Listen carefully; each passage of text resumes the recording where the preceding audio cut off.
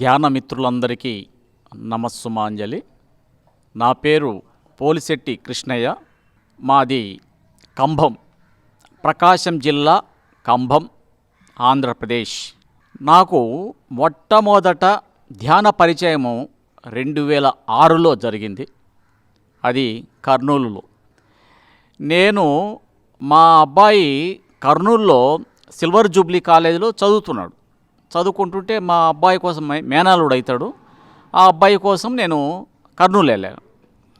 కర్నూలు వెళ్తే అక్కడ కర్నూలులో డిగ్రీలో అప్పుడు మా వీధిలో ఉన్నటువంటి ఒక విద్యార్థి అక్కడ చదువుకుంటుంటే మా అల్లుడు నాకు చెప్పాడు, మామ ఇక్కడ మన వీధిలో ఉన్నటువంటి లింగారెడ్డి పిచ్చిరెడ్డి అని ఒక స్టూడెంట్ ఉన్నాడు, ఆయన చదువుకుంటున్నాడు, మీకు ఏదో ధ్యానం చెప్తాడంట, మీరు రమ్మంటున్నాడు, పిలుస్తున్నాడు అని చెప్పారు. నాకు అసలు ధ్యానం అంటే ఏమో తెలియదు, దాని గురించి అవగాహనే లేదు, ఏమీ లేదు. అప్పుడు నేను ధ్యానం గురించి నాకు ఏం తెలియదు. అటువంటి సమయంలో మరి ఆ మిత్రుడు లింగారెడ్డి పిచ్చిరెడ్డి ద్వారా అక్కడ ఆయన ఏం చేశాడంటే నేరుగా నన్ను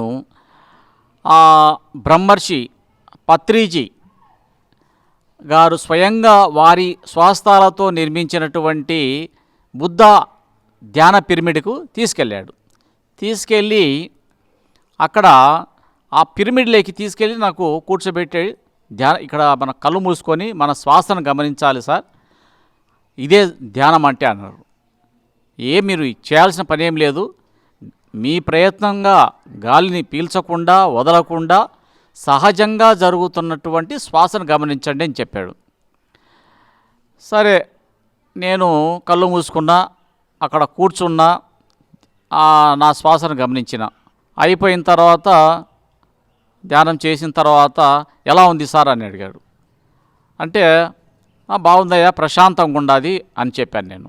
తర్వాత అక్కడ నేను చూశాను, బాగా చీకటిగా ఉంది పిరమిడ్లో.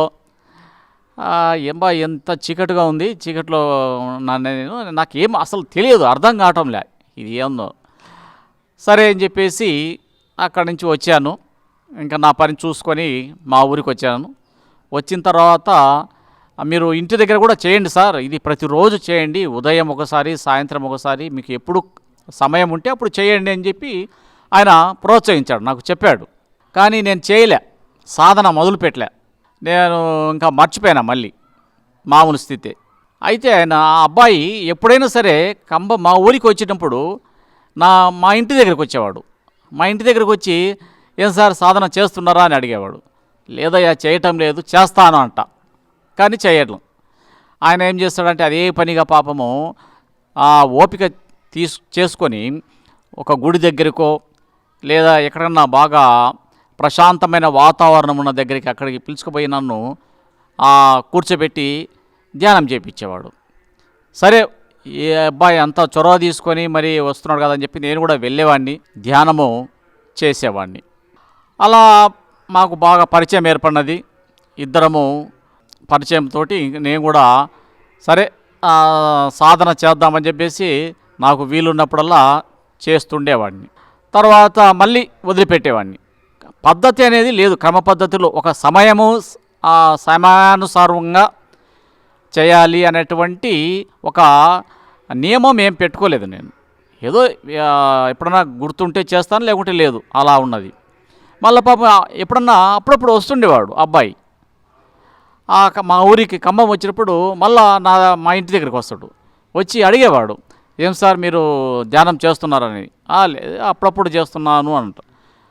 లేదు సార్, అలా కాదు, రోజు చేస్తే దానివల్ల ఉపయోగం ఉంటుంది, మనము ఎన్నో ఉపయోగాలు ప్రయోజనాలు పొందవచ్చు, దానివల్ల సార్థకత ఉంటుంది అని చెప్పేవాడు. మళ్ళీ వెంటనే నన్ను పిలుచుకొని వెళ్ళేవాడు గుడి దగ్గరకో లేకుంటే ఒక ప్రశాంతమైన వాతావరణంలోకి. అక్కడ మళ్ళీ చేపిస్తున్నాడు.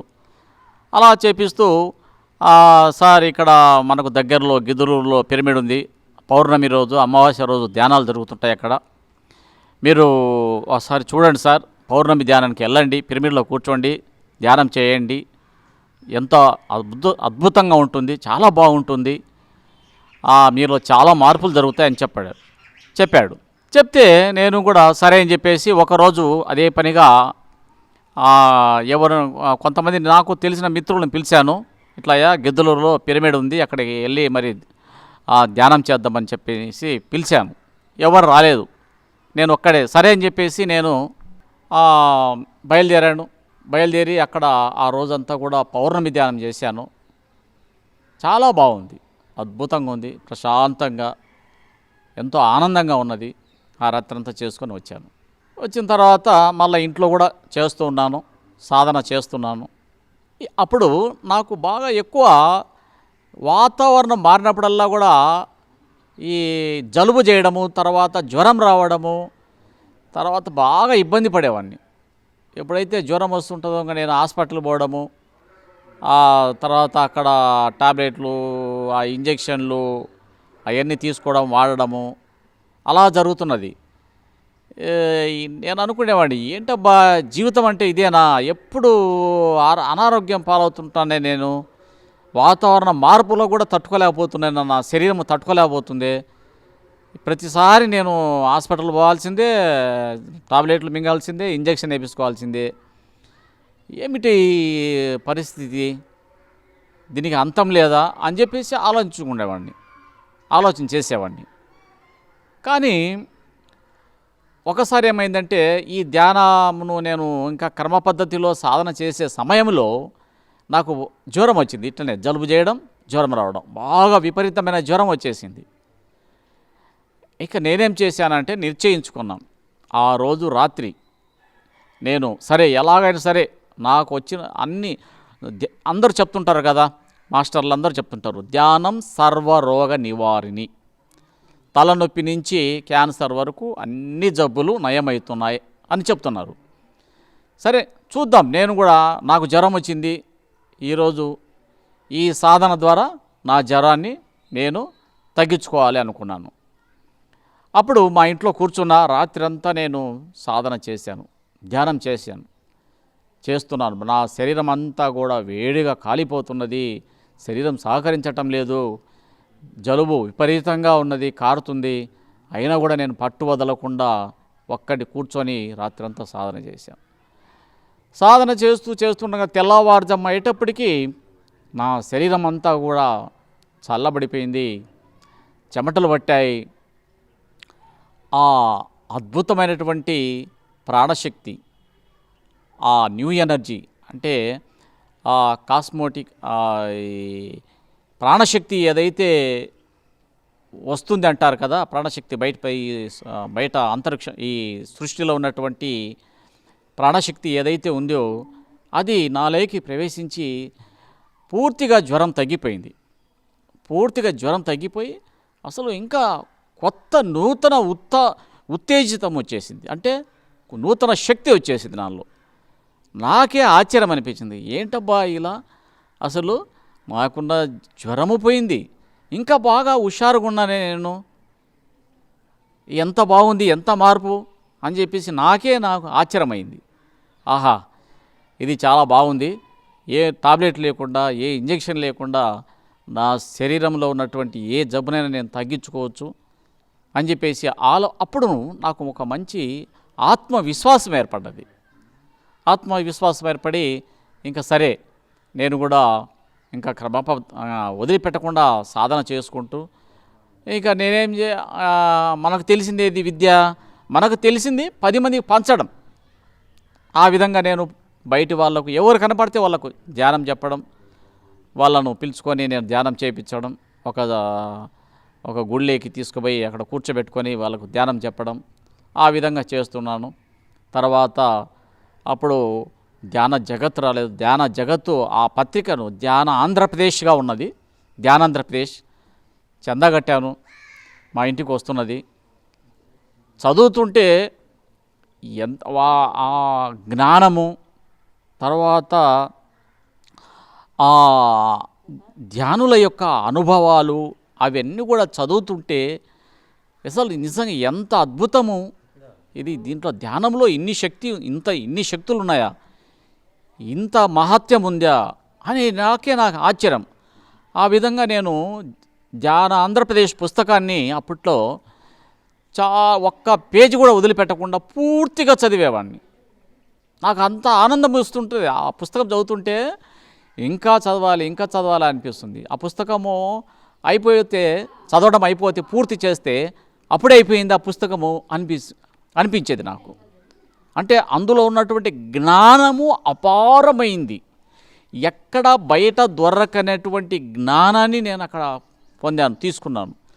తర్వాత ధ్యాన అనుభవాలు, ఎంతోమంది మాస్టర్లు వాళ్ళ అనుభవాలు చెప్తున్నారు. ధ్యానంలోకి రాకుండా ముందు మా జీవితం ఎలా ఉన్నది, ధ్యానంలోకి వచ్చిన తర్వాత మా జీవితం ఎలాంటి మార్పులు వచ్చినాయి, తర్వాత మేము దీనివల్ల ఎంత ఉపయోగం పొందాము, అసలు ధ్యానంలోకి రాకపోతే మా జీవితం ఏమయ్యేది, ఏం పోగొట్టుకునే వాళ్ళ జీవితంలో ఏం కోల్పోయేది, అవన్నీ అందులో చదువుతుంటే అసలు నిజంగా ఆహా ఎంత బాగుంది అనిపించి ఆనందం పొందేవాడిని నేను. అట్లా ఆనందం పొందుతూ ఉన్నటువంటి సమయంలో మరి నాకు ఒక సమస్య కూడా ఉన్నది. ఏమిటయ్యా అంటే ఆ సమస్య శ్వాస తీసుకోవడం చాలా ఇబ్బందికరంగా ఉన్నది. ఆ ఇబ్బందికరంగా ఉంటే నేను ఒకసారి గుండెకు సంబంధించినటువంటి వైద్య నిపుణులు గుంటూరుకి వెళ్ళి డాక్టర్ దగ్గర హాస్పిటల్కి వెళ్ళి అక్కడ చూపించాను డాక్టర్ గారికి. సార్ నాకు బాగా శ్వాస ఇబ్బందికరంగా ఉంది, కొద్దిగా నిదానంగా బాగా ఆడటం లేదు, శ్వాస క్రమ పద్ధతులు ఆడటం లేదు, ఇబ్బందికరంగా నేను గురవుతున్నాను, కాబట్టి దీనికి ఏదైనా చికిత్స చేయండి సార్ అంటే ఆయన అన్ని పరీక్షలు చేశాడు. పరీక్షలు చేసి దానికి సంబంధించి ఏం లేదు, బలహీనంగా ఉండడం వల్ల నీకు అలా అనిపిస్తుంది, ఏం కాదు, ఏదో నేను ఈ మాత్రలు ఈ టానిక్ ఇస్తున్నాను, అది వాడండి, వాడితే తగ్గిపోతుందిలే, ఏం కాదు అన్నాడు. సరే అని చెప్పేసి నేను ఇంటికి వచ్చాను. ఆ మాత్రలు ఆ టానిక్ అవన్నీ వాడాను. కానీ 1 ఇంచు కూడా తగ్గలేదు, ఏమీ తగ్గలే.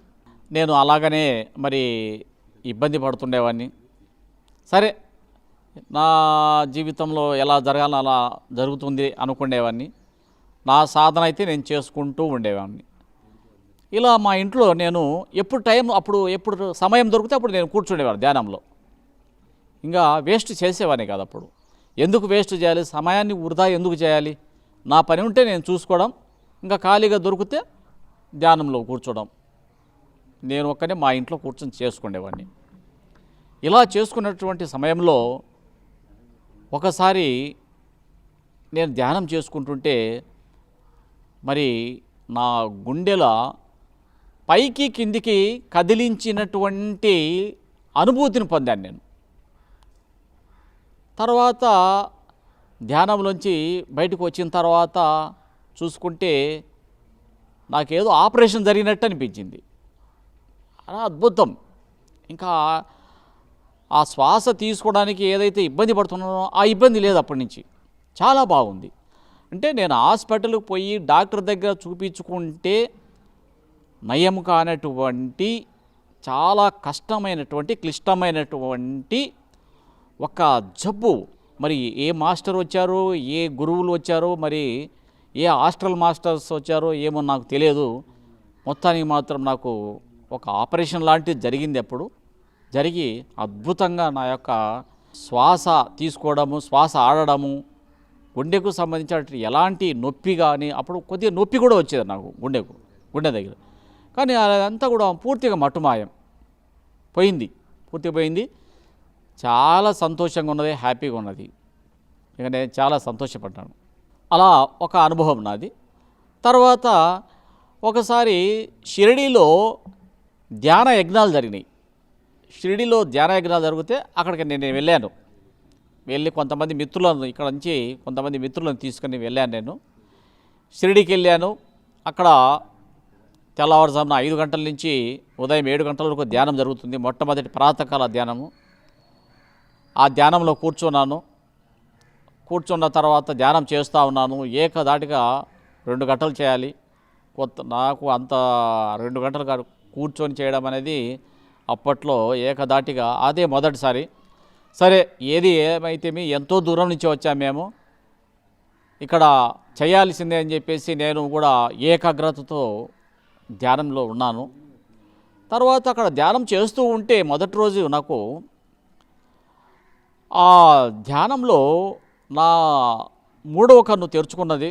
దివ్యచక్షు ఉత్తేజితమై నాకు ఒక పెద్ద అద్భుతమైనటువంటి సమాధి కనిపించింది. ఆ సమాధి మీద చాదరు కప్పబడి ఉన్నది. చాలా బాగుంది సమాధి.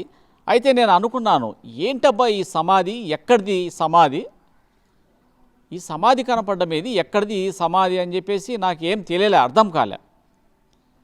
సరే నేను అలా మనసులో ఉంచుకున్నాను. తర్వాత నేను సాయంత్రం పూట టీ తాగుదామని చెప్పేసి ఆ సంస్థానం వాళ్ళ యొక్క క్యాంటీన్కి వెళ్ళాను. క్యాంటీన్కి వెళ్ళి టీ తాగుతున్నా సాయంత్రం. పక్కనే టీవీ ఉంది.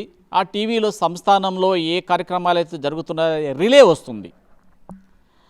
ఆ రిలే వస్తుంటే టీ తాగుతూ ఆ టీవీలో చూశాను.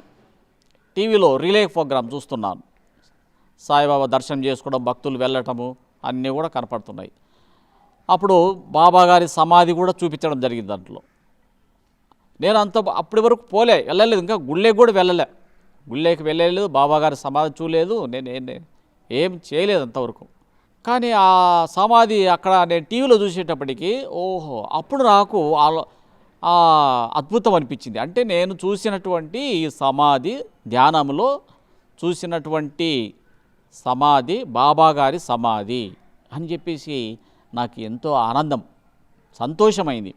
నేను గుడికి వెళ్ళకుండా ముందే నాకు ఇక్కడ బాబాగారు దర్శనమిచ్చారు అని చెప్పేసి చాలా సంతోషపడ్డా నేను.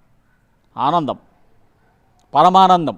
ఇంకా ఆ విధంగా అక్కడ నాకు ఒక అద్భుతమైనటువంటి అనుభవము బాబాగారు కలిగించారు. తర్వాత నేను అక్కడ వారం రోజులు పూర్తిగా వారం రోజులు జరిగింది అక్కడ ధ్యానయజ్ఞాలు. పూర్తిగా ఆ వారం రోజులు అక్కడ ఉండి ధ్యానయజ్ఞాల్లో పాల్గొని ఇంటికి రావడం జరిగింది. ఎన్నో కార్యక్రమాలు ఇక్కడ మా ఊరిలో నేను చేస్తుండేవాడిని. ఆ వన్డే కార్యక్రమాలు అలా చేసుకుంటూ ఇక్కడ మా ఊరిలో ఒక వెంకటేశ్వర స్వామి గుడి ఉంది. ప్రస్తుతం నేను ఆ వెంకటేశ్వర స్వామి గుడిలోనే ఉన్నాను. ఆ గుడిలోంచే నేను ఈ విషయాలన్నీ మీకు తెలియజేస్తున్నాను. ఆ గుడిలో ఒక మాస్టర్ను పిలిపిస్తున్నప్పుడు ముందు గుళ్ళో కళ్యాణ మండపం ఉంది. ఆ కళ్యాణ మండపంలో అంత బాగా దుమ్ము పడి ఉంటుంది, బాగా నిండా. ఆ దుమ్ము పడి అంతా శుభ్రం చేసుకోవాలి, చెత్త చెదారం ఉంటుంది అంతా. అప్పుడు మొట్టమొదట్లో కాబట్టి ధ్యాన మిత్రులు లేరు, తక్కువ మంది, ఒకరు ఇద్దరు ఉండేవాళ్ళు. అరే ఇదంతా ఎట్లా శుభ్రం చేసుకోవాలి మేము ఈ ప్రాంతాన్ని అంతా అని చెప్పేసి, ఈ పరిసరాలను ఎలా శుభ్రం చేసుకోవాలి అనుకుంటూ ఉండేవాడిని. కానీ మరి ఎక్కడి నుంచి వస్తారో ఏమో పిల్లవాళ్ళు వచ్చేవాళ్ళు అక్కడికి, మేమున్న దగ్గరికి. పిల్లవాళ్ళు వచ్చి, సార్ ఏం సార్ మీరు ఇక్కడ ఉన్నారు, ఏం చేస్తున్నారంటే, బాబు ఇదంతా శుభ్రం చేసుకోవాలి, బండలు అన్నీ శుభ్రం చేసుకొని ఊడ్చుకోవాలి, కసు ఊడ్చి బాగా శుభ్రం చేసుకోవాలంటే, మేము చేస్తాంలేదు సార్ మీకెందుకు అని చెప్పేసి పాపం పిల్లవాళ్ళందరూ వాళ్ళే కసు కొట్టడము అంతా శుభ్రం చేసి ఇచ్చేవాళ్ళు మాకు. నాకు ఆశ్చర్యం అనిపించేది. నేను వాళ్ళని పిలవలేదు, వాళ్ళే వచ్చేవాళ్ళు సమయానికి. చూడండి, అంటే మనము ఒక మంచి పని చేస్తున్నాము అంటే మరి మాస్టర్లు మనకు ఎక్కడన్నా కూడా సహకరిస్తారు అనేటువంటి ఒక నిదర్శనాన్ని నా ప్రత్యక్షంగా నేను అనుభవించాను, చూశాను. అంత అద్భుతం చూడండి. మరి వాళ్ళ పిల్లలను పిలవకుండానే వాళ్ళే వస్తున్నారు, నాకు సహాయం చేస్తున్నారు. కార్యక్రమము ఆ తర్వాత మాస్టర్ రావడము, ధ్యాన మాస్టర్ రావడము, మన పిరమిడ్ కార్యక్రమాల్లో మరి సత్సంగమము తీసుకోవడం, మరి నేను కూడా పాంప్లెట్లు వేపించి అందరికి చెప్పడం విషయము, మరి రావడము, ఇలా జరిగిపోతున్నది. ఇలా జరిగిపోతున్నటువంటి క్రమంలో అనేక రకాలైనటువంటి కార్యక్రమాలు మేము చేయడం జరిగింది. అందరికీ ఇంటింటికి ధ్యానం పరిచయం చేయడము, మరి వారి అందరికీ కూడా ధ్యానం చెప్పడము, మా పని మేము చూసుకోవడం. నేను వృత్తిరీత్యా టీచర్ను, స్కూల్ పోవడం రావడము, తర్వాత ఎక్కడైతే మరి నాకు సమయం ఉంటుందో అప్పుడు వెంటనే నేను వెళ్ళటము, నాకు తెలిసిన వాళ్ళందరి దగ్గరికి వెళ్ళటం, నేనే వెళ్ళటము, వాళ్ళ ఇంటి దగ్గర ఈ ధ్యానము చాలా సులభం అండి. ఇది మన జీవితంలో చాలా ఉపయోగపడుతుంది. ఇది ఆరోగ్యం నుంచి అసలు మనం జీవితంలో ఎలా నడుచుకోవాలి, మన యొక్క ఆలోచన విధానం ఎలా ఉండాలి, ఎలా మాట్లాడాలి, ఎలా వ్యవహరించాలి. ఏదైనా సరే ఒక చిన్న సమస్య వస్తే మనము చాలా భయపడుతుంటాము, ఇబ్బంది పడుతుంటాము. మరి ఆ సమస్య నుంచి మనం బయటపడాలంటే అది మనకు మనమే పరిష్కరించుకునేటువంటి శక్తి వస్తుంది ఈ ధ్యానంలో. కాబట్టి ఎన్నో అద్భుతమైనటువంటి మార్పు మనలో వస్తుంది. కాబట్టి ఇది తప్పకుండా మన జీవితంలో ఉండాల్సినటువంటి ఒక భాగము అని నేను చెప్పి వాళ్ళకు అలా ధ్యానం చేపిస్తుండేవాడిని. అలా చేపిస్తూ చాలామంది పరిచయం అయ్యారు, ధ్యానులు కూడా వస్తున్నారు. ఎంతో అద్భుతంగా తర్వాత 1 రోజు, 2 రోజులు, 3 రోజులు కార్యక్రమాలు కూడా ఇక్కడ మేము చెప్పడం, ఎంతోమందికి ధ్యానాన్ని పరిచయం చేయడం, వాళ్ళందరూ కూడా రావడం ఇక్కడికి. మరి వెంకటేశ్వర స్వామి గుడిలో ఇక్కడ నేను ఉన్నది కూడా ప్రస్తుతం అక్కడ కార్యక్రమాలన్నీ కూడా చేస్తుండేవాళ్ళం. ఎంతో అద్భుతంగా సహకారం మాకు.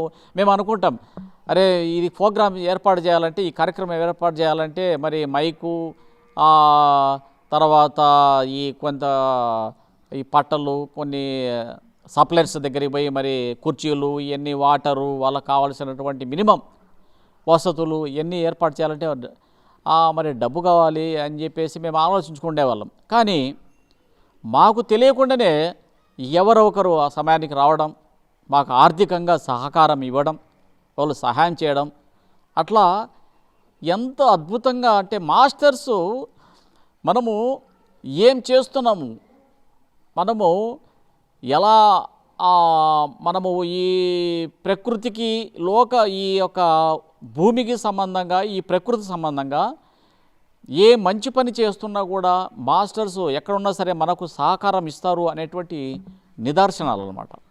చాలా అద్భుతంగా సహకరించే వాళ్ళు అందరూ కూడా. మరి ఎప్పటికప్పుడు మాకు పని జరిగిపోతూ ఉండేది. ఆర్థికంగా ఇబ్బంది అనేది లేదు, ఎంతో చక్కగా జరిగిపోతున్నది, చాలా బాగున్నది, సంతోషంగా ఉన్నది. అలా ఉన్నటువంటి సమయంలో ఒక్కసారి ఏమైందంటే, వేసవికాలం వచ్చింది, తర్వాత వేసవికాలం పోయింది, వర్షాకాలం వచ్చేసింది.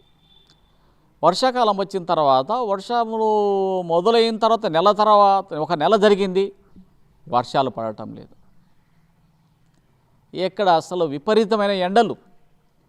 ఎంత ఎండలంటే మరి వేసవిలో ఎంత ఎండలు ఉన్నాయో అంత ఎండలు వచ్చేటి. అలా అసలు ఏంటబ్బా ఇది, అసలు ఏంటి కాలంలో మార్పు, వర్షాకాలం వచ్చింది, నెల రోజులు అయిపోయింది, చూసినాం వర్షం పట్టడంలో ఒక్క వర్షం లేదు. ఎక్కడ కూడా తాగడానికి కూడా చాలా ఇబ్బంది పడుతున్నారు ప్రజలందరూ కూడా. 2 నెలలు జరిగినాయి, వర్షం లేదు. నాకేదో మరి మాస్టర్స్ ఒక మెసేజ్ ఇచ్చారు, ధ్యానం కోసం వర్షం కోసం ధ్యానము పెడితే ఎలా ఉంటుంది, చేస్తే వర్షాలు పడతాయి కదా, బాగుంటుంది, అందరికీ బాగుంటుంది, మనకు బాగుంటుంది, రైతులకు బాగుంటుంది, అందరూ సుభిక్షంగా ఉంటారు, ప్రకృతి బాగుంటుంది, ప్రకృతిలోని ప్రతి మొక్క కూడా పులకించిపోతుంది వర్షం పడితే అని చెప్పేసి నేను అనుకొని, అప్పుడు అందరూ కూడా ధ్యానం చాలామందికి పరిచయం అయి ఉన్నది, అందరూ కూడా సాధనలో ఉన్నారు. వాళ్ళకి చెప్పాను, అయ్యా ఇట్లా మనము వర్షం కోసం ధ్యానం చేద్దాము, ఒక 24 గంటలు ధ్యానం పెడదాం నిరంతరంగా కదలకుండా, చూద్దాం ఏం జరగబోతుందో అని చెప్పడం. వాళ్ళందరూ కూడా సరే సార్ చేద్దాము ఈ విధంగా అని చెప్పడం. తర్వాత మేము పాంప్లెట్స్ వేయించాము, వర్షం కోసం ధ్యాన యజ్ఞం అని చెప్పేసి పాంప్లెట్లు వేయించి అంతా ఊర్లో పంచుతుంటే చదువుకొని అందరూ కొంతమంది ధ్యానం చేస్తే వర్షం పడుతుందా అని చెప్పేసి అన్నారు. ఇంకా కొంతమంది రైతులు ఏమిటి విచిత్రంగా ఉందే, ధ్యానం చేస్తే వర్షం పడడం ఏంది, సరే ఎలాగైతే ఏమి, మన కోసం పాపం వాళ్ళు శ్రమ తీసుకొని మరి చేస్తామంటున్నారు, చేయని చూద్దాం అని చెప్పేసి అలా అనుకోవడం కొంతమంది, అలా రకరకాలుగా జరిగింది. అవన్నీ విన్నాం మేము ప్రత్యక్షంగా. సరే మేము వెంటనే మా గుడికి రావడం, ఇప్పుడున్న గుళ్ళకి రావడం, ఈ యజ్ఞ కుండాలి కట్టడం, దాంట్లో జ్యోతిని వెలిగించి ఇంకా మేము మా ఏర్పాట్లన్నీ కూడా చేసుకొని మేము అందరూ ధ్యానంలో కూర్చొని ధ్యానము చేస్తూ ఉన్నాం. ఉదయము మొదలు పెట్టాం ధ్యానము. క్రమ పద్ధతి ఎవరో ఒకరు ధ్యానం కొంతమంది చేస్తాం, కొంతమంది రెస్ట్ తీసుకుంటాం, విశ్రాంతి తీసుకుంటుంటాం. విశ్రాంతి వాళ్ళు అయిపోయిన తర్వాత మళ్ళీ కొంతమంది అట్లా వంతుల వారీగా ధ్యానం, ఆగకూడదు ధ్యానం. అలా జరుగుతున్నది. అలా జరుగుతున్నటువంటి సమయంలో సాయంత్రము ఒక 5-6 ప్రాంతంలో వచ్చేటప్పటికి సాయంత్రము ఇక చూడండి ఎంత అద్భుతమో, ఎండలు విపరీతంగా ఉన్నటువంటి ఎండలన్నీ కూడా పోయి మేఘాలన్నీ నల్లంగా దట్టంగా ఏర్పడి వర్షం మొదలైందండి. అద్భుతం, కుంభవర్షం. ఎంత వర్షం అంటే అంత వర్షం, అద్భుతంగా పన్నది వర్షం. ఇంకా ఆ రాత్రి అంతా కూర్చున్నాం. ఆ రాత్రి అంతా కూడా సాయిబాబా పాటలు పెట్టుకొని ఆ సాయిబాబా పాటలు వింటూ ధ్యానం చేస్తూ ఉన్నాం. మేము ఉన్న వాళ్ళం తక్కువ మంది అయినా కూడా సడలించకుండా వదిలిపెట్టకుండా, వర్షం పడుతుందని అన్న కూడా మేము వదిలిపెట్టకుండా ఆ ధ్యానం కొనసాగించాం. ఆ రాత్రి అంతా చేశాం. చేసిన తర్వాత ఉదయం తెల్లవారిన తర్వాత అద్భుతం అందరూ చూశారు. ఇంకా మేము మళ్ళీ వర్షం పడుతుంటే ఉదయము బయటికి వచ్చి వర్షంలోనే ధ్యానం చేయడం జరిగింది 1 గంట సేపు. అప్పుడు ఆ ధ్యానం చేస్తున్నటువంటి సమయంలో అందరూ కూడా, బయట ఉన్న వాళ్ళందరూ కూడా, గుడి బయట ఉన్న వాళ్ళు, వీధిలో ఉన్న వాళ్ళందరూ కూడా, ఆ తల్లులు, ఆ నాన్నలు అందరూ కూడా, ఆ పెద్దవాళ్ళందరూ కూడా అరే చాలా అద్భుతంగా జరిగింది ఇక్కడ అని చెప్పి, ఏదో ఉంది ఇక్కడ మహత్యం అని చెప్పేసి వాళ్ళందరూ కూడా మరి కృతజ్ఞతగా వరుణదేవునికి వాళ్ళకు తోచినవి కొబ్బరికాయలు, బత్తీలు, కుంకుమ, పసుపు, జాకెట్టు, బట్టలు అవన్నీ తెచ్చి ఆ యజ్ఞకుండంలో వేయడము, కొబ్బరికాయలు కొట్టడము, అందరూ కూడా దండం పెట్టుకొని వెళుతూ ఉన్నారు. మేమైతే చూడలేదు. అలా జరిగిందంట. అందరూ తర్వాత చెప్పారు మాకు. మేము ఇంకా ధ్యానంలోంచి లేచిన తర్వాత చూస్తే అక్కడ అన్ని కొబ్బరికాయలు పగలగొట్టే ఉన్నారు.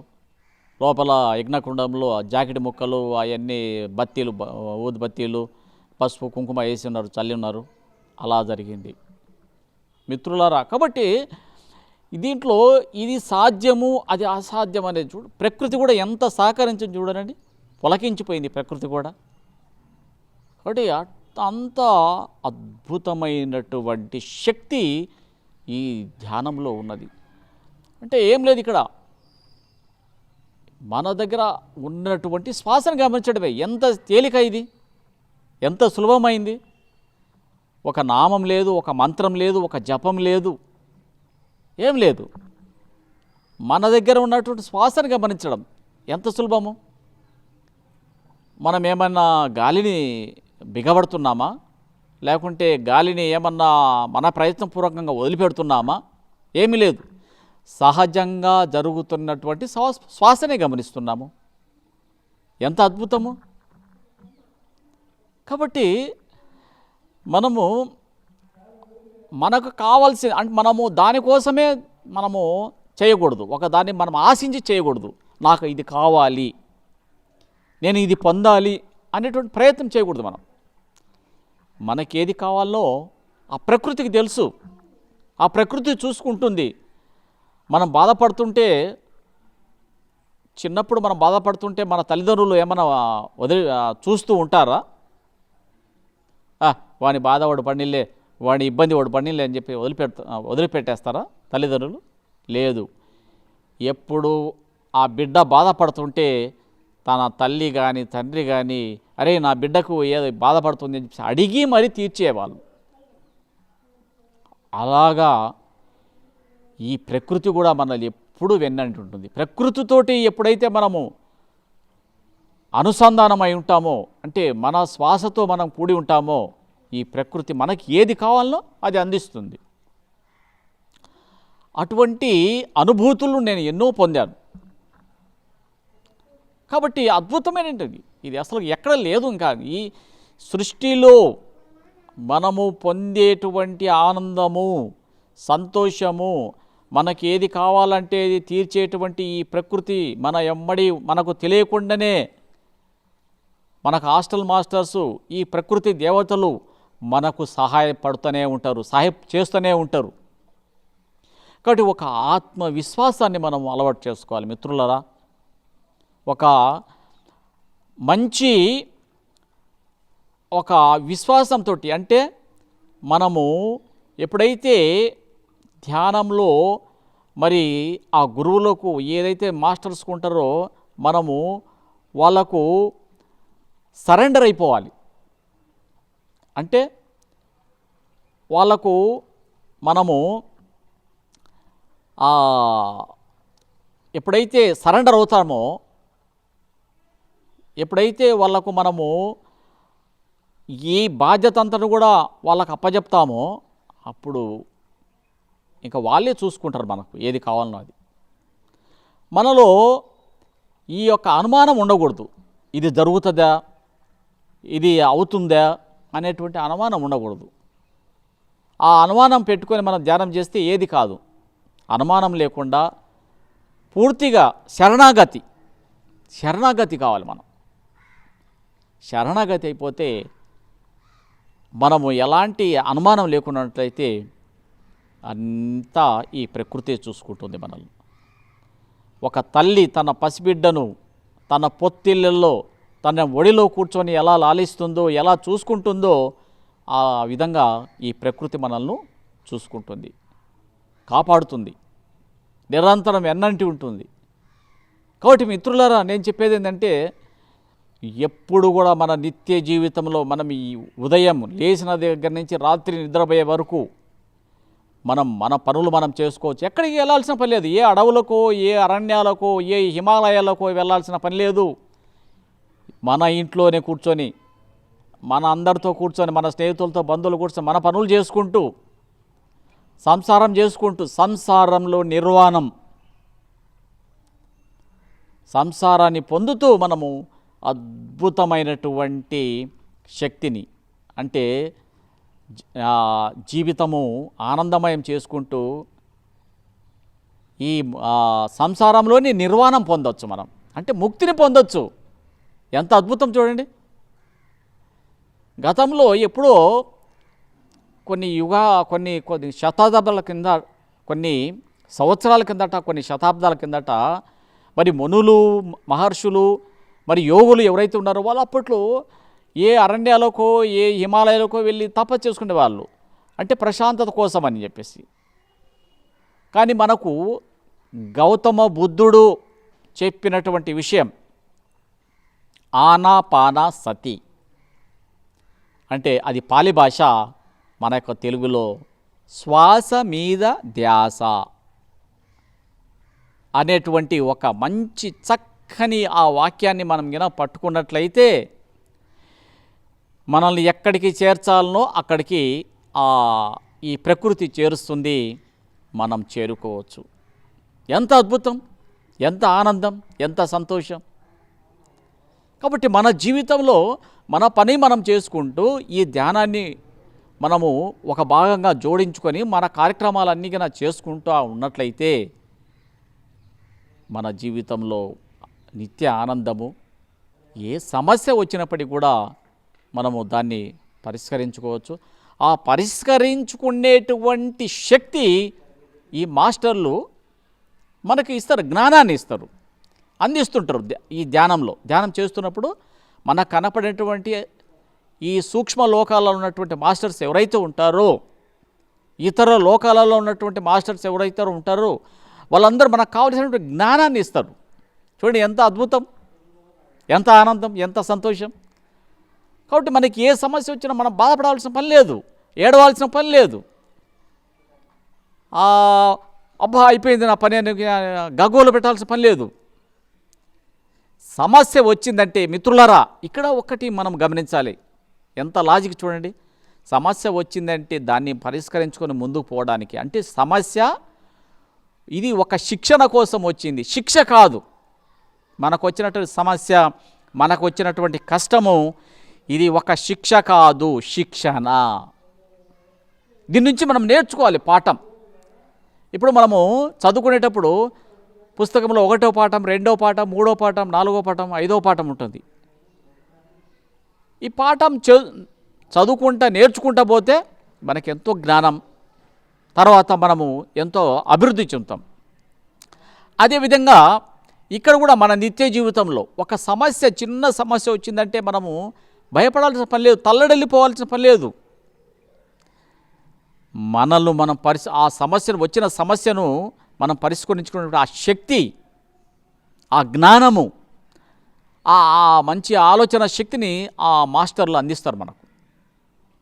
ఎలా పరిష్కరించుకోవాలో అలా పరిష్కరించుకుంటాం, హ్యాపీగా ఆనందంగా అది తొలగిపోతుంది. ఎలాంటి అవరోధం లేకుండా మనం ముందుకెళ్ళిపోవచ్చు. చూడండి ఎంత అద్భుతం ఈ ధ్యానంలో మనకు. ఆనందం, సంతోషం. ఒక పక్క ఏదన్నా ఇబ్బంది ఉంటే దాంట్లో ఇబ్బంది వస్తే ఆ ఇబ్బందిని, ఆ సమస్యను మనం అధిగమించి ముందుకు పోవడానికి కావలసిన శిక్షణ దొరుకుతుంది. శిక్ష కాదు, శిక్షణ దొరుకుతుంది. దాని నుంచి మనం పాఠం నేర్చుకుంటాం, ముందుకు వెళ్తుంటాం. కాబట్టి అద్భుతం. కాబట్టి మిత్రులారా, ఎప్పుడైనా సరే మనము ఈ ధ్యానంతో మనము మన జీవితాన్ని ముడిపడి ఉంటుంది. ధ్యానమే శరణాగతి. ఇంకా మనకు ఏమీ లేదు. ఇంకొక అద్భుతమైనటువంటి నా అనుభవం చెప్తాను. ఒకసారి నేను బెంగళూరు పిరమిడ్కి వెళ్ళాను. మైత్రేయ బుద్ధ పిరమిడ్ బెంగళూరుకి వెళ్ళాను. అక్కడ ధ్యానం చేసుకుంటున్నాను. ఒక 21 రోజులు ఉండి ధ్యానం చేసుకున్న తర్వాత మళ్ళీ మా ఊరికి రావడానికి రిజర్వేషన్ చేసుకోవాలి. రిజర్వేషన్ చేసుకోవడానికి సరే నేను వస్తున్నాను, నేను ఇంకొక మిత్రుడు కలిసి ఇద్దరం వస్తున్నాం. బయటకు వచ్చాము, ఊర్లోకి వచ్చాము. మన పిరమిడ్ వ్యాలీ దాటి బయటకు వచ్చేసాను. వచ్చిన తర్వాత ఒక కారు పోతున్నది. ఆ పిరమిడ్ నుంచి వాళ్ళు కూడా ధ్యానం చేసుకుని కారులో వెళ్ళిపోతున్నారు. నేను చేయి పెట్టి ఆపాను. ఏమండి సార్, కొద్దిగా లిఫ్ట్ ఇస్తారా? నేను అక్కడికి ఎక్కడైతే ఇంటర్నెట్ ఉంటుందో, రిజర్వేషన్ చేసుకునేటువంటి కేంద్రం ఉంటుందో అక్కడ నన్ను వదిలిపెడతారా అని చెప్పేసి అడిగి. ఎందుకంటే కొత్త ప్రాంతం, నాకు తెలియదు కదా. కాబట్టి నేను అడిగాను. ఓ ఎక్కండి అని చెప్పారు. ఆనందంగా వాళ్ళు ఎక్కించుకున్నారు. నేను అడిగారు నన్ను, ఏంటిది మీకు ఏం కావాలంటే, నేను ఇట్లా మేము రిజర్వేషన్ చేసుకోవాలండి, మరి మాకు ఎక్కడో తెలియదంటే, అట్లయితే నేను చేపిస్తానని చెప్పేసి వాళ్ళ ఇంటికి ఫోన్ చేసి, వాళ్ళ బావ ఉన్నాడు ఇంట్లో, ఫోన్ చేసి ఇట్లా ఇద్దరు ఉన్నారు మాస్టర్సు, మరి వాళ్ళు రిజర్వేషన్ చేసుకోవాలంట, వాళ్ళకి తెలియటం లేదు, మీరు మన ఇంట్లో నెట్ ఉంది కదా, రిజర్వేషన్ చేసేయండి ఇద్దరికి అని చెప్పారు. అప్పుడు మేము ముగ్గురం ఉన్న, మొత్తము ముగ్గురికి కావాలి రిజర్వేషన్ చేసేసారు. అయిపోయింది. మీరు నెట్ సెంటర్కి వెళ్ళేసి, మేము నెట్ దగ్గర మిమ్మల్ని వదిలిపెడతాము, అక్కడికి వెళ్ళేసి మీరు టికెట్ తీసుకోండి అని చెప్పారు. అయితే మేము రిజర్వేషన్కి సంబంధంగా డబ్బులు కూడా తీసుకుని వెళ్ళలేదు. మేము అసలు ఎక్కడ ఉందో కనుక్కుందాము, ఎంత అవుతుంది ఏంటి అని వివరాలు కనుక్కుందామని మేము బయలుదేరాం బయటికి. వాళ్ళు మా దగ్గర ఇప్పుడు డబ్బులు లేవండి అంటే, ఏం పర్వాలేదు, ముందు మీరు రిజర్వేషన్ అయిపోతుంది, మీరు తీసేసుకోండి అని చెప్పారు. మేము వాళ్ళు ఏం అడగలేదు, మీరు మాకు పంపించండి మీరు పోయిన తర్వాత అని కూడా ఆ మాట కూడా అనలేదు. చూడండి ఎంత అద్భుతం. వాళ్ళు సరే, నేను నా కర్తవ్యం, నా ధర్మాన్ని నేను పాటించాలి కాబట్టి నేను, సార్ మీ నెంబర్ చెప్పండి సార్, మొబైల్ నెంబరు, మీ మొబైల్ నెంబర్ చెప్తే నేను మీ పేరు చెప్పండి అని పేరు రాసుకొని, బ్యాంక్ అకౌంట్ నెంబర్ చెప్పండి అని రాసుకొని, అన్ని వివరాలు, పేరు, bank account number, mobile number అన్నీ తీసుకొని నేను మళ్ళీ వెనక్కి వచ్చి, నేను మళ్ళీ బ్యాంకుకి వెళ్ళి డబ్బులు తీసుకొని బ్యాంకుకి వెళ్ళి వాళ్ళ అకౌంట్లో డబ్బులు వేశాను. అప్పుడు అకౌంట్లో డబ్బులు వేసిన తర్వాత వాళ్ళకి చెప్పాను, సార్ మీకు మీ అకౌంట్లో నాకు రిజర్వేషన్ చేశారు కదా, నా ఖర్చులు, ఆ రిజర్వేషన్ అయినటువంటి ఖర్చులను మీకు బ్యాంకులో అకౌంట్లో వేసాను, తీసుకోండి సార్ అని చెప్పాను. ఓకే, చాలా మంచిది అన్నారు. అంటే ఇక్కడ చూడండి, వాళ్ళు ఎవరో తెలియదు, మరి ఎంత భరోసా, ఎంత నమ్మకంతో వారు మరి నాకు, వాళ్ళకు డబ్బులు లేకుండా, నా దగ్గర లేకుండా కూడా నాకు ఆ పని నెరవేర్చి నా పని అయిపోయింది, అక్కడ జరగడం జరిగింది. రిజర్వేషన్ అన్నీ కూడా చాలా సులభంగా. కాబట్టి ఒక మంచి పనిలో, ఒక మంచి మరి మనము కార్యక్రమాలు చేస్తున్నప్పుడు ఈ ప్రకృతి ఎక్కడికి వెళ్ళినా మనం ఎక్కడ ఉన్నా కూడా మనకు సాయం చేస్తుంది, సహకారం అందిస్తుంది అనేది నిదర్శనం. నేను ప్రత్యక్షంగా అక్కడ నేర్చుకున్నాను నేను. ఆహా, ఎంత అద్భుతము! ఎవరి వాళ్ళ మాస్టర్స్ ఎవరో తెలియదు నాకు. మరి వాళ్ళకు డబ్బులు ఇవ్వకుండానే నేను వాళ్ళకు డబ్బులు పంపించవచ్చు, పంపించకపోవచ్చు. వాళ్ళేమి నన్ను అడగరు, నా ఫోన్ నెంబర్ కూడా తీసుకోలే వాళ్ళు. ఎంత నమ్మకం చూడండి. అంటే మాస్టర్సు మనకి ఏది కావాలనో అది ఆ సమయంలో వారి ద్వారా ఇది చేపిస్తారనేటువంటి సత్యాన్ని, పరమ సత్యాన్ని నేను నిదర్శనంగా తెలుసుకున్నాను. కాబట్టి మిత్రులరా, ఇంకా ఎవరైతే ధ్యానం చేయటం లేదో, ఇంకా ఎవరైతే ధ్యానం తెలియదో, లేదా ఒకవేళ ధ్యానం చేస్తున్నా కూడా అది ఏదో ఇష్టమో అయిష్టంతో చేయడం కాకుండా మనలో ఒక భాగము, నేను ఉదయం లేస్తున్నాను, ఉదయం లేచినప్పటి నుంచి నా పనులు నేను చూసుకుంటున్నాను, నేను చదువుకుంటున్నాను, నేను వ్యాపారం చేసుకుంటాను, నేను ఉద్యోగం చేసుకుంటున్నాను, ఇది ఎప్పుడో చేద్దాములే, తీరిక ఉన్న సమయంలో చేద్దాంలే అనేటువంటి ఒక నిర్లక్ష్యం కొద్దిగా ఉంటుంది మన దగ్గర. ఆ నిర్లక్ష్యాన్ని కొద్దిగా పక్కన పెట్టి మనం ఒక సమయాన్ని చేసుకొని దాన్ని మనం అనుకుంటే అయిపోతుంది. ఇదేం పెద్ద విషయమేం కాదు. ఆ సమయంలో మనం ఒక సమయాన్ని కేటాయించుకొని మనం ధ్యానం గిన చేయగలిగితే ఒక నిర్దిష్ట సమయంలో దానివల్ల మనకు అంటే కోటి ఉపయోగాలు, లాభాలు పొందుతాం మనం. ఎంత అద్భుతం చూడండి ఇది. ఆ విధంగా మనం సాధన చేసుకుంటూ, కేవలం మనం సాధన చేయడమే కాదు, ఒక మూడు రకాలుగా మనం పనులు చేయొచ్చు. ఒకటి, మనము ధ్యానం చేసుకోవచ్చు. తర్వాత స్వాధ్యాయం, పుస్తకాలు, ధ్యానానికి సంబంధించినటువంటి పుస్తకాలు ఎన్నో ఉన్నాయి. మన యొక్క సొసైటీలో ఉన్నటువంటి జ్ఞానము, బుక్స్ ఎక్కడ దొరకవు మనకు. అన్ని బుక్స్ ఉన్నాయి. ఆ పుస్తకాలు ఒక గంట సేపు సమయం దానికి కేటాయించుకోవడం, స్వాధ్యాయం చేయడం. తర్వాత సజ్జన సాంగత్యం. ఎవరి దగ్గర ఎంత ఉందో జ్ఞానము మనకేం తెలుసు? ప్రతి ఒక్కరి దగ్గర నుంచి మనం జ్ఞానం జ్ఞానం పొందవలసి ఉంటుంది. వారి అనుభవాలు ఏమి ఇస్తారో మాస్టర్స్ వాళ్ళకు ఆ జ్ఞానాన్ని మనం తీసుకుంటుండాలి. సజ్జన సాంగత్యం కూడా చేస్తుండాలి. తర్వాత ఇప్పుడు కూడా మనకు తెలిసిన వాళ్ళకు ధ్యానం చెప్తూ ఉండాలి. ఇదే మనకు చివరి వరకు మనము నేర్చుకోవాల్సినటువంటి విషయాలు, పాఠాలు. కాబట్టి ఈ మూడు చేయగలిగితే మనము ఆనందమే ఆనందం, సంతోషం.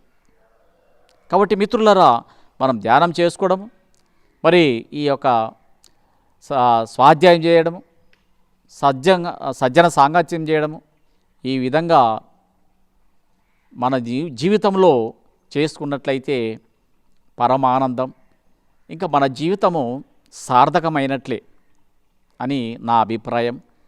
ఇది సత్యం, పరమ సత్యము కూడా. కాబట్టి ఈ యొక్క సత్యాన్ని, పరమ సత్యాన్ని మీరందరూ కూడా చూస్తున్న వాళ్ళు, ప్రేక్షకులు కానివ్వండి, ఆ ధ్యానులు కానివ్వండి, ఇది ఏదో అనుకోకుండా కాకతాళీయంగా చూస్తున్నటువంటి, టీవీ చూస్తున్నటువంటి ప్రతి ఒక్కరిని కూడా నేను కోరేది ఏమిటంటే, మిత్రులారా, నా స్నేహితులారా, నా బంధువులారా, ఈ ధ్యానాన్ని మీరు ప్రతి ఒక్కరూ సాధన చేయండి. మీరు చేసిన తర్వాత అనుభవాన్ని పొందండి, ఆనందాన్ని పొందండి, ఇతరులకు చెప్పండి. మనము ఊరికే ఖాళీగా మన పని మనం చేసుకుంటే ఎంత సమయమో ఉంటుంది మన దగ్గర. ప్రతి అమ్మ వంట చేస్తుంది, ఇంట్లో ఉన్న వాళ్ళు అమ్మలు కూడా ఆ వంట అయిపోయిన తర్వాత ఖాళీగా కూర్చుండే బదులు ఇరుగు పొరుగు ఉన్నవాళ్ళు, మన ఇంటి చుట్టుపక్కనే ఉంటారు, ఎక్కడికో పోవాల్సిన పల్లె. మనం ఆ ఇంటి చుట్టుపక్కన ఉన్న వాళ్ళందరినీ పిలుచుకోండి, మన ఇంట్లో కూర్చోబెట్టండి. వాళ్ళని అందరినీ మన ఇంట్లో కూర్చోబెట్టి ఒక సమయం అనుకొని ధ్యానం చేద్దాం అందరం కలిసి. ఆ ధ్యానం అయిపోయిన తర్వాత ఏమొచ్చినాయి అనుభవాలు, ఆ అనుభవాలు పంచుకుందాం. తర్వాత అందరితోటి మనము మీరు ఏం పుస్తకం చదువుతున్నారు, మీరేం పుస్తకం చదువుతున్నారు మాస్టర్, మీరేం పుస్తకం చదువుతున్నారు మాస్టర్ అని అడుగుదాం, తెలుసుకుందాం. మరి ఆ పుస్తకంలో ఉన్నటువంటి సారాంశం ఏంది, జ్ఞానం ఏంది అని చెప్పేసి మనం సజ్జన సంగత్యం చేద్దాం. ఆ విధంగా చేస్తే అసలు ఇంకా మన జీవితంలో ఏమన్నా ఇంకా ఇబ్బంది ఉంటుందండి, ఏమన్నా లోటు ఉంటుందా, ఎంత ఆనందం పొందవచ్చు మనం. కాబట్టి ఎప్పుడో ఒక గంట చేసి మనం దాన్ని వదిలిపెట్టకూడదు. ఇప్పుడు ప్రస్తుతము మనము కోవిడ్-2020లో ఉన్నాం. మరి ఈ సమయంలో మనకి ఎంత సమయం దొరుకుతుంది, అందరం ఉన్నాం, కలిసి ఉన్నాం ఇంట్లో. మరి మన కుటుంబ సభ్యులందరం చేసుకోవచ్చు. మరి బయటికి పిలవాలనుకుంటే ఇబ్బంది అనిపించవచ్చు. మన ఇంట్లో ఎంతమంది ఉంటారో అంతమంది మన పనులు మనం చేసుకోవడం, మన ఆనందాన్ని మనం పొందుతూ మరి మనం ధ్యానం చేసుకుందాం కూర్చొని, మన ధ్యాన అనుభవాలు పొందుదాం, పుస్తకాలు చదువుదాం. ఎన్నో పుస్తకాలు ఉన్నాయి. ప్రస్తుతం మనకు ధ్యాన జగత్ పుస్తకం వస్తుంది. ఎంత అద్భుతం అండి అది. మనం కట్టేది నెలకు 400 రూపాయలు, మరి మనం పొందేది జ్ఞానము అనంతమైనది. ఆహా, ఎంత అసలు జ్ఞానము, ఆ మాస్టర్ల జ్ఞానాలన్నీ మనం తీసుకోవాలి ఒక్కచోట, ఒక పుస్తకంలో. మరి మనం పొందాలంటే అది సాధ్యమవుతుంది. ఎన్ని పుస్తకాలు చదివితే మరి అంత జ్ఞానం వస్తుందండి మనకు. నిజంగా నా జీవితంలో మార్పు తీసుకొచ్చింది కూడా నేను ఈ ధ్యాన జగత్ రాకుండా ముందు ధ్యానాంధ్రప్రదేశ్ పుస్తకం చదివాను. ఆ పుస్తకం చదివి నేను నాలో ఆ మార్పు వచ్చేసింది. ఎంత మార్పు అంటే, అరే ధ్యానంలో ఏదో ఉంది, ఎంత ఆనందం ఉంది, సంతోషం ఉంది, ఇది తెలుసుకోవాలని చెప్పేసి ఇంకా నేను వదిలిపెట్టకుండా అప్పటి నుంచి ఇప్పటి వరకు నిరంతరం కొనసాగిస్తూ ఇది ఆనందం పొందుతున్నాను. నా ధ్యాన కుటుంబ సభ్యులందరికీ నేను తెలియజేసుకోవడం ఏమిటంటే, వివరంగా మిత్రులరా, అందరూ కూడా మీరు ధ్యానం చేయండి ప్రతిరోజు. మరి మనము ఒకరికో ఇద్దరు, మనకి ఎంతమందికి తెలిసి ఎంతోమందితో మాట్లాడుతుంటాం, సమయం ఎంతో ఉంటుంది మన దగ్గర. వాళ్ళ దగ్గర ఏదో పనికిరాని విషయాలు, పనికిరాని మనకు ఉపయోగం లేని విషయాలు మాట్లాడుకోవడం కన్నా, ఈ పుస్తకాలలో మనం చదువుకునేటువంటి పుస్తకాలలో ఏ జ్ఞానం ఉంది అది చర్చించుకుందాం, మాట్లాడుకుందాం. ఎంత ఆనందం, ఎంత సంతోషం మనకు. నేను చదివిన పుస్తకము నేను చెప్తాను, మీరు చదువుతున్నటువంటి పుస్తకం, ఆ పుస్తకంలో ఏం జ్ఞానం ఉందో ఆ జ్ఞానము దాని గురించి తెలుసుకుందాం. ఇలా అనుభవాలు చెప్పుకుంటూ మనము ఒకరితో ఒకరు పంచుకుంటూ ఒకరితో ఒకరు ఆనందంగా ఉంటే ఎంత ఆనందం అండి.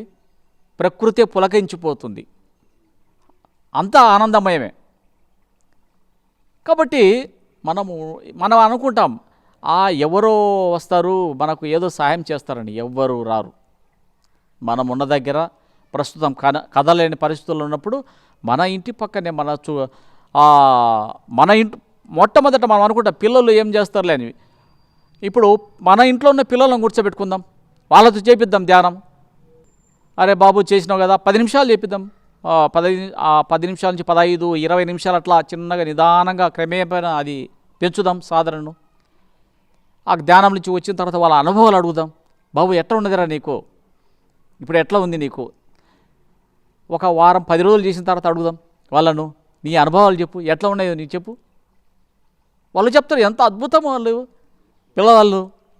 అట్లా ప్రతి పిల్లవాళ్ళని, అమ్మాయి కానీ అబ్బాయి కానీ, అలా మన ఇంట్లో వాళ్ళకు మనం చిన్నప్పటి నుంచే ఈ ధ్యానానికి అలవాటు చేస్తే వాళ్ళకు కూడా ఇది అలవాటు అవుతుంది, అభ్యాసం అవుతుంది.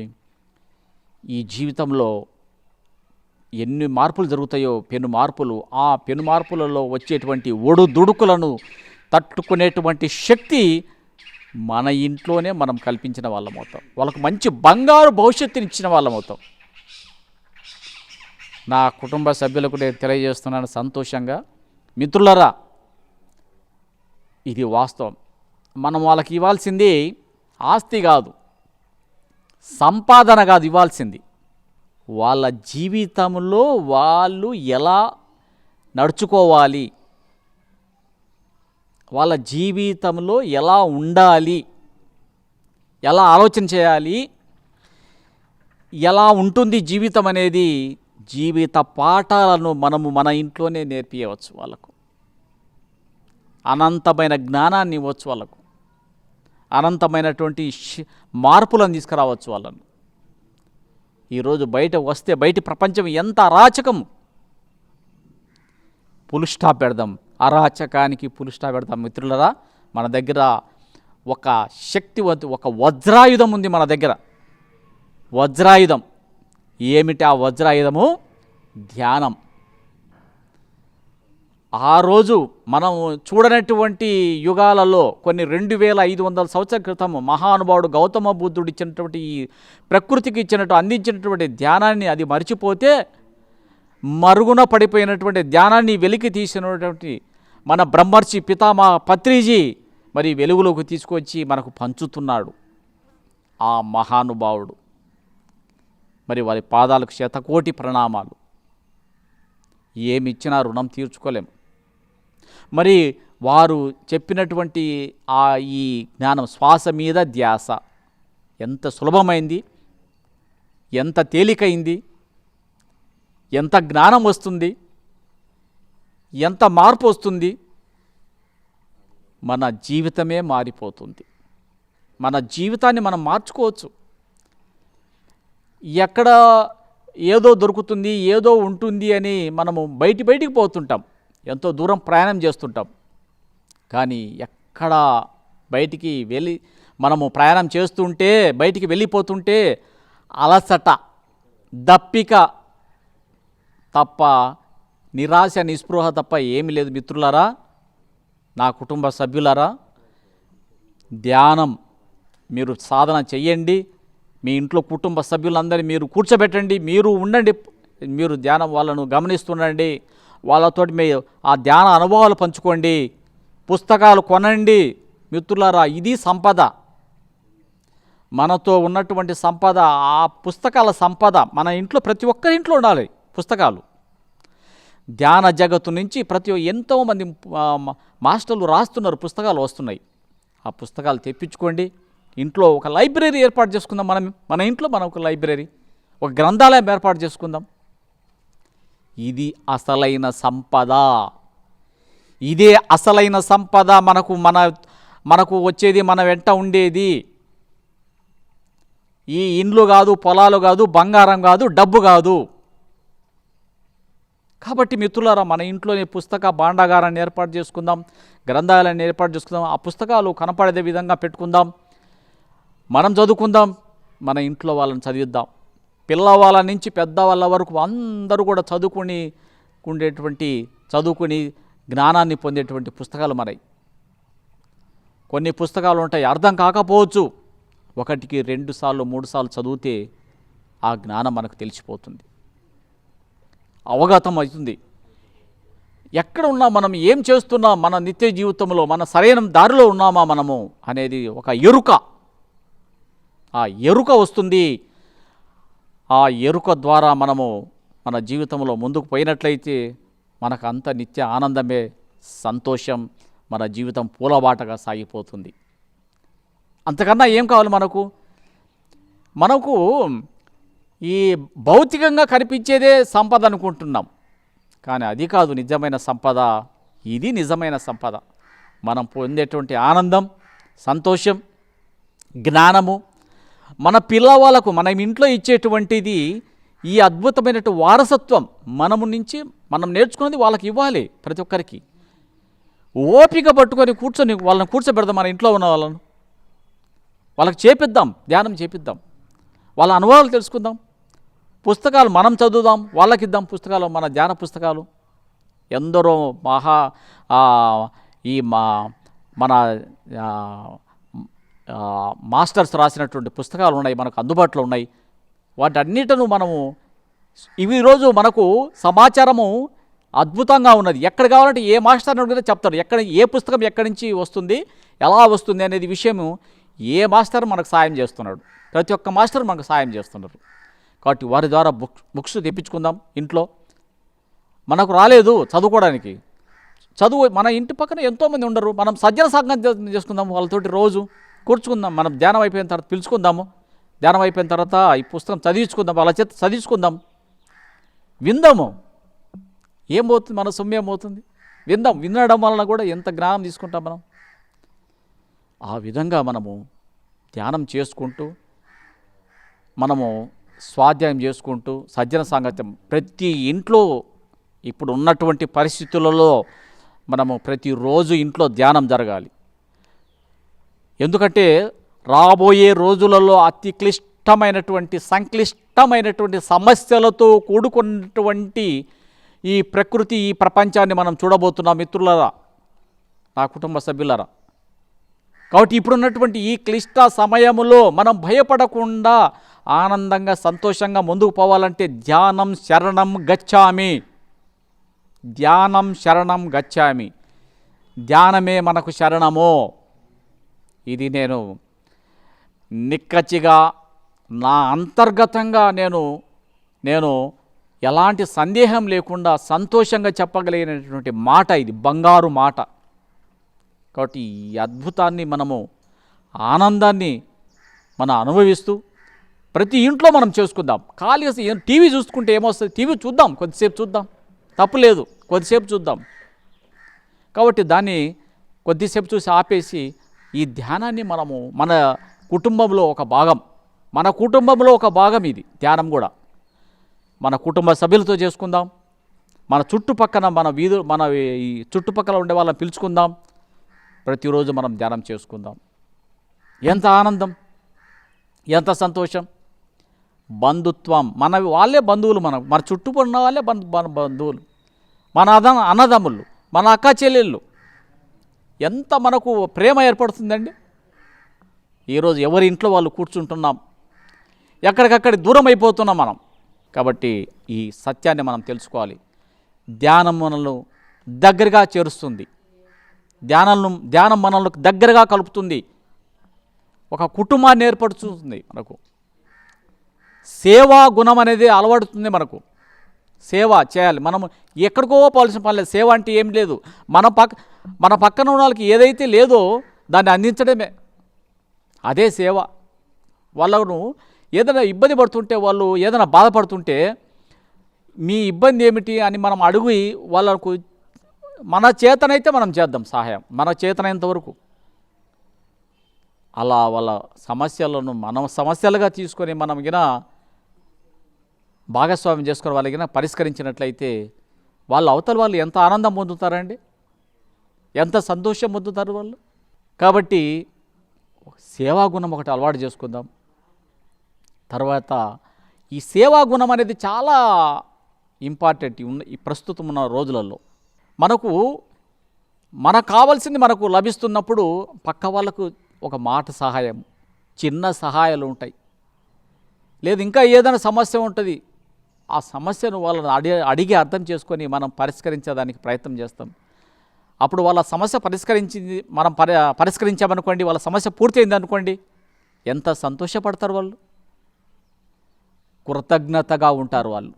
మనం కూడా కృతజ్ఞతగా ఉంటాం, ఒకరికి కృతజ్ఞతగా ఉంటాం మనం కూడా. కాబట్టి మిత్రులారా, మనము ఈ ధ్యానం ద్వారా సేవాగుణాన్ని అలవాటు చేసుకోవాలి. తర్వాత కృతజ్ఞతగా ఉండాలి ప్రతి ఒక్క వస్తువు పట్ల, ప్రతి ఒక్క వ్యక్తి పట్ల, ప్రతి ఒక్క ప్రకృతి పట్ల మనం కృతజ్ఞతా భావంతో ఉంటే ఇక మనకు ఇబ్బంది ఏముండదు, ఆనందమే ఆనందం, సంతోషం.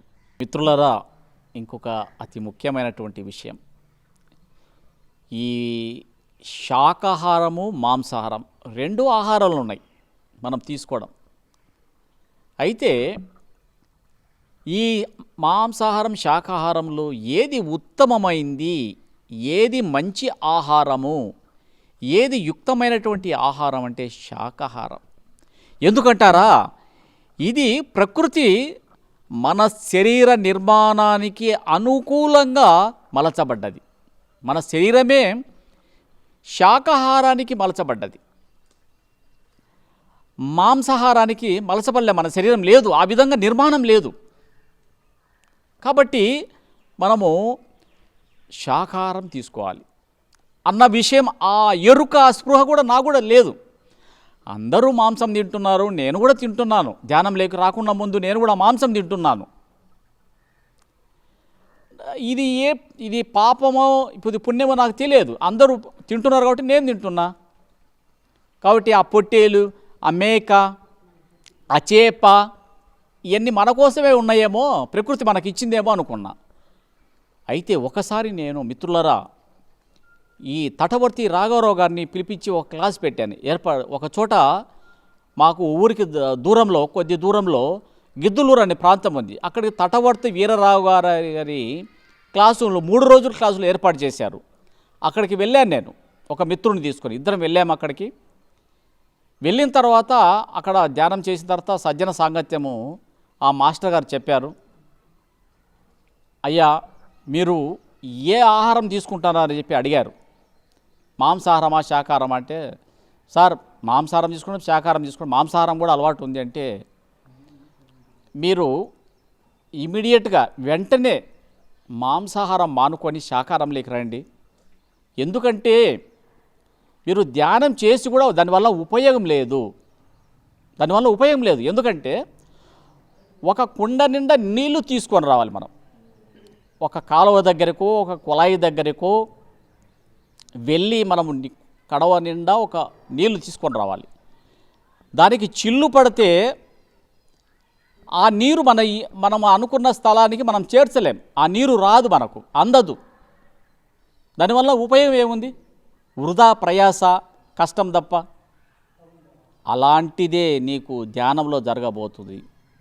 నువ్వు ఎంత సాధన చేసినా ప్రకృతికి విరుద్ధమైనటువంటి మాంసాహారం తీసుకుంటే అలాగనే ఉంటుంది. కాబట్టి మిత్రులారా, నా సలహా ఏంటంటే, ఎటు ధ్యానంలోకి వచ్చారు, మీరు ధ్యానం చేస్తున్నారు. ప్రకృతి ఇచ్చింది. మన శరీర నిర్మాణం అంతా కూడా ఈ శాకాహారానికే అనుకూలంగా ఉంది. కాబట్టి మనము ఇక మార్గం కనుక్కున్నాం. ఏదైతే మనము జ్ఞానాన్ని, ఆనందాన్ని, సంతోషాన్ని, మరి నిర్వాణాన్ని, ముక్తిని పొందాలనుకుంటున్నామో, అప్పుడు ఇది ఎందుకు మళ్ళీ మనకు మాంసాహారము తొలగించుకుందాం. పక్కకు తొలగించుకొని యుక్తాహారం, అమృత ఆహారం, శాకాహారం ఉంది, అది తీసుకుందాం. శాకాహారాన్ని తర్వాత మన మిత్రులకు చెప్దాం, మన బంధువులకు చెప్దాం, మన స్నేహితులకు చెప్దాం, మన ఇంటి చుట్టుపక్కల ఉన్న వాళ్ళకి చెప్దాం. ఎంత ఆనందం. కాబట్టి ప్రకృతిలో ఏ ప్రాణికి మనం హాని తలపెట్టకూడదు, జీవహింస చేయకూడదు. ఏ ప్రాణిని మనము హింసించేటువంటి, చంపేటువంటి హక్కు మనకు లేదు. కానీ మనకు తెలియక ఇది మన కోసమే ఉన్నాయి, ఈ పొట్టేలు, మేక, కోడి, చేప అని మన కోసమే ఉన్నాయి అనుకొని మనము అలా తిన్నాం. కానీ ఇప్పుడు తెలుసుకున్నాం కదా. ఇప్పుడు మనకు ఒక మిత్రుని ద్వారా తెలిసింది, ఒక స్నేహితుని ద్వారా తెలిసింది, మన నాన్న ద్వారా తెలిసింది, మన అన్న ద్వారా తెలిసింది, మన అక్క ద్వారా తెలిసింది, మన చెల్లి ద్వారా తెలిసింది. మనకు తెలిసినప్పుడు మానుకుందాం పూర్తిగా. మాంసాహారాన్ని మాని శాకాహారం అవుతాం. కాబట్టి ధ్యానం చేస్తూ ఈ మాంసాహారం తీసుకోవడం వల్ల చాలా నష్టాలే కానీ మనకు ఏమి ఉపయోగం లేదు. కాబట్టి మనము మన అమృతతుల్యమైనటువంటి శాకాహారం తీసుకుంటే అద్భుతమైనటువంటి ఉపయోగాలే కానీ ఎలాంటి ఇబ్బంది లేదు. మనకు వచ్చేటువంటి శక్తిని అంతా కూడా శాకాహారంలో ఉంది. హాయిగా ఉన్నాయి, బ్రహ్మాండ అద్భుతమైనటువంటి ప్రకృతి ఇచ్చేటువంటి ఆహారం. పండ్లు, కూరగాయలు, ఆకుకూరలు, పప్పుధాన్యాలు, ఇలా ఎన్ని రకాలు ఉన్నాయండి, ఎంత అద్భుతము. కాబట్టి శాకాహారం తీసుకుందాం, ఆనందంగా ఉందాం. ఈ మాంసాహారం తీసుకోవడం వల్ల లేనిపోని అలజడికి లోనవుతాం. అది మిత్రులారా ఈ యొక్క శాకాహారం గురించి. దాని గురించి మేము ఒక ర్యాలీ కూడా చేశాం. బ్రహ్మర్షి పత్రిజీ గారు మా ఊరికి రావడం జరిగింది. ఇక్కడ పిరమిడ్ ఏర్పాటు చేయడం, ఆ యొక్క పితామహ పత్రిజీ గారి స్వహస్తాలతో ఇక్కడ పిరమిడ్ ఓపెన్ చేయడం జరిగింది. అద్భుతంగా జరిగింది ఆ కార్యక్రమం. అక్కడ ఇంతకుముందు చెప్పలేదు, ఇప్పుడు చెప్తున్నాను నేను. తర్వాత ఈ కరోనా సమయంలో మనం ఎక్కడికి పోలేకపోతున్నాం. ఏ కార్యక్రమాలు ధ్యాన కార్యక్రమాలు కూడా జరగటం లేదు, చూసారా.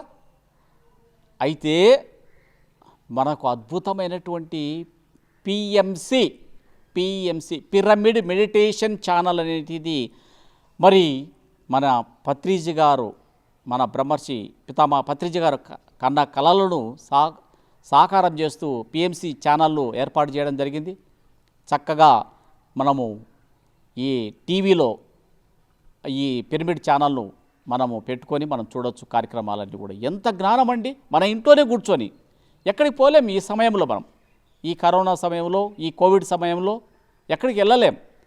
మన ఇంట్లోనే కూర్చొని అద్భుతమైనటువంటి జ్ఞానాలు, అనుభవాలు, ధ్యాన సాధనలు, మరి జ్ఞానాన్ని ఎంత అద్భుతంగా పొందవచ్చు మనము.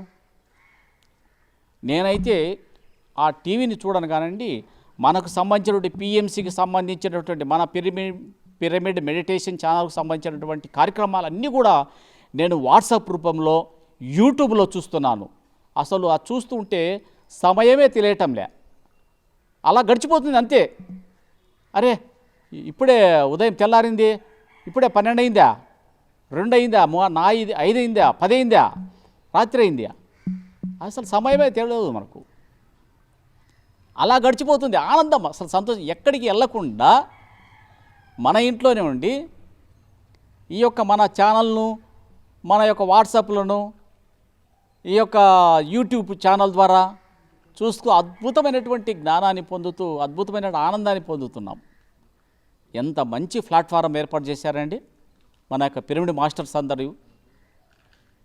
అంత నిజంగా వాళ్ళందరికీ కూడా శతకోటి ప్రణామాలు, శతకోటి ప్రణామాలు, శతకోటి ప్రణామాలు. కాబట్టి మిత్రులారా, అందరూ కూడా రాబోయే రోజులలో కూడా ఎలాంటి పరిస్థితి ఉన్నా, ఎలాంటి ఇబ్బంది ఉన్నా మనకేం పర్వాలేదు. మన ఇంట్లో కూర్చొని మనము టీవీ చూద్దాం. టీవీ చూడడానికి కుదరలేదు, మొబైల్స్ ఉన్నాయి మన దగ్గర, సెల్లులు ఉన్నాయి. సెల్లులో మరి వాట్సాప్ల ద్వారా చూడవచ్చు. మనం ఎంతోమంది గ్రూపులు పెట్టారు. ఆ గ్రూపుల ద్వారా మనకు కావలసినటువంటి జ్ఞానాన్ని రోజు పెడుతున్నారు, ధ్యాన అనుభవాలు తెలియజేస్తున్నారు. తర్వాత సజ్జన సాంగత్యం జరుగుతుంది. తర్వాత స్వాధ్యాయం జరుగుతుంది, పుస్తకాలు చదువుతున్నారు, పుస్తకాలు చదివి వినిపిస్తున్నారు. ఆ మహాతలులు, ఆ తండ్రులు అందరూ కూడా వాళ్ళ అమూల్యమైన సమయాన్ని ఇచ్చి వాళ్ళు ఇలా గడుపుతూ వాళ్ళ జీవితాలను పునీతం చేసుకుంటూ మనకు కూడా మంచి ఒక ప్లాట్ఫారం ఇచ్చారు. ఈ జూమ్ కార్యక్రమాలన్నీ ఏర్పాటు చేశారు. ఆ చూస్తుంటే ఎంత ఆనందం అండి. మనము మన పని మనం చేసుకొని మన ఖాళీ సమయంలో అంతా కూడా ఈ విధంగా మనము ఈ సజ్జన సాంగత్యం చేస్తుంటే ఎంత బాగుందండి. అసలు సమయమే తెలియటంలే, ఎంతో ఆనందం. నిజంగా నేను పొందుతున్న ఆనందాన్ని. ఈ లేకపోతే ఒకసారి వెనక్కి చూసుకుంటే అబ్బా ఎట్లా ఉండేది, అబ్బా ఈ టైంపాస్, ఈ సమయం ఎలా గడిచిపోతుంది అనుకున్నా. కానీ ఇప్పుడు నాకు అనిపించడం లేదు, అసలుకు ఏమి అనిపించడం లేదు. ఈ టైం ఎలా గడిచిపోతుంది అంతే. ఎంతో ఆనందం. అలా ఈ యొక్క మనము మన యొక్క పిరమిడ్ ఛానల్ను, తర్వాత మన యొక్క వాట్సాప్లను, మన యొక్క యూట్యూబ్ ఛానల్ను మనము ఉపయోగించుకుంటే అద్భుతమైనటువంటి జ్ఞానాన్ని, సంతోషాన్ని, ఆనందాన్ని పొందవచ్చు. నేను పొందుతున్నాను, మీరు కూడా పొందండి. ఆ అద్భుతమైన ఆనందాన్ని, సంతోషాన్ని నేను పొందుతున్నా. ఎంత ఇచ్చినా వాళ్ళ రుణం తీర్చుకోలేం. పిరమిడ్ మాస్టర్స్ను, బ్రహ్మర్షి పత్రిజీ వాళ్ళ యొక్క రుణాన్ని మనం తీర్చుకోలేం. కాబట్టి అంత ఆనందంతో చెప్తున్నా, నేను సంతోషంతో చెప్తున్నా.